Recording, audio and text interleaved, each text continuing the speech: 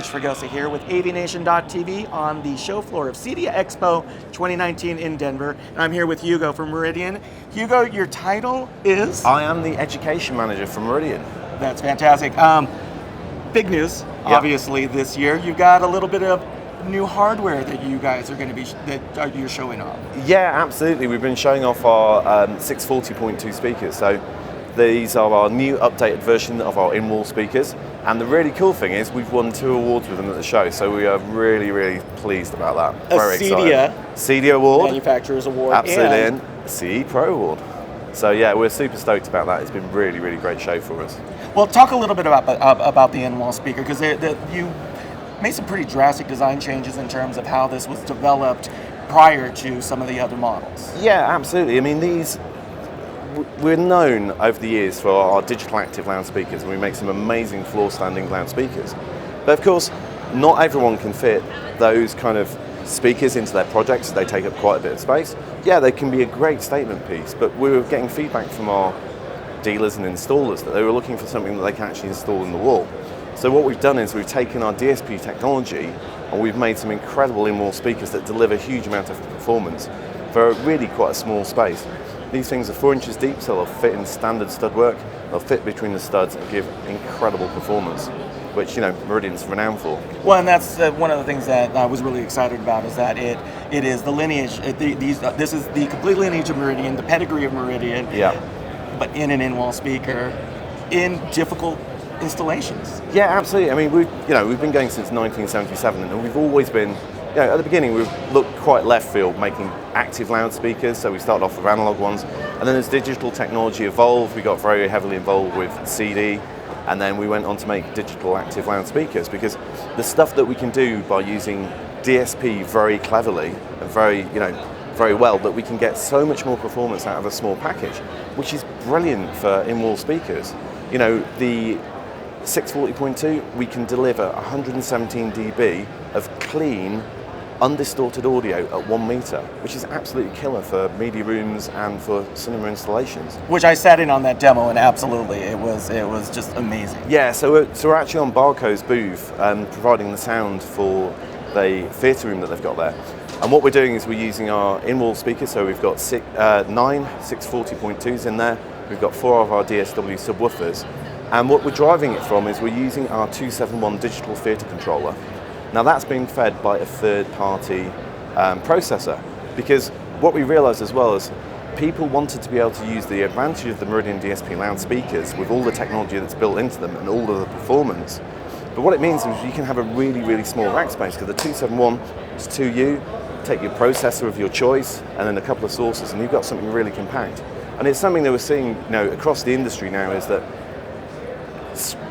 land's being squeezed, houses are being squeezed, there's more and more people trying to live in smaller spaces, so rack spaces are also being squeezed as well. You're underplaying this just a little bit about what you just spoke about right now, which is the fact that you have Meridian DSP speaker technology that you can now use with third-party processing. Yeah, well, we're English and we're,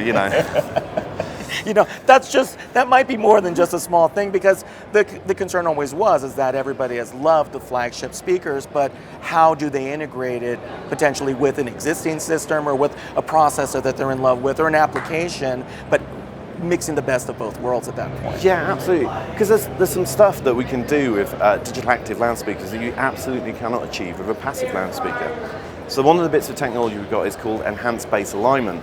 Now, with a traditional passive loudspeaker, you have an issue, which is group delay. Now, there's some things you can do to try and combat that, but ultimately what's always going to happen is that your bass is going to be late compared to your higher frequencies. Now, you'll see some floor-standing loudspeaker designs where they've moved the tweeter back compared to the mid-range. And this is dealing with the timing difference between the high frequencies and the mid frequencies, but it's not accounting for the bass frequencies. And it's on a frequency by frequency basis that stuff gets delayed. The lower the frequency, the more gets delayed. But because we've got DSP technology and we understand about psychoacoustics, we can put together some really clever digital filters which are going to delay stuff and give you a consistent wavefront, so you're hearing the music as it should, or the sounds that were produced, as it actually be created in nature. So it's all about creating virtual reality, what we're doing. And the more accurately we can do stuff, the better the experience is going to be for the client who's actually watching the experience.